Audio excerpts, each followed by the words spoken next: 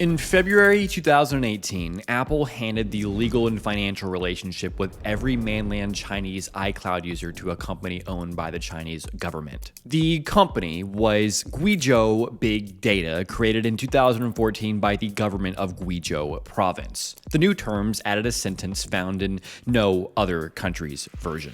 Apple and Guizhou-Cloud have the right to access all data you store in this device. Days before the switchover, Reuters reported that the encryption keys would now sit inside China, too. Apple said only this: while we advocated against iCloud being subject to these laws, we were ultimately unsuccessful. The legal basis was Article 37 of the Cybersecurity Law in force in 2017.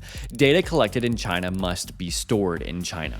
The New York Times later reported that Chinese state employees physically manage the machines. Guizhou assembled a negotiating squad led by the province's executive vice governor, and the talks ran nearly 2 years. The manager on the Chinese side summed them up as very hard. The hardest fight was over whether the province would be the sole partner.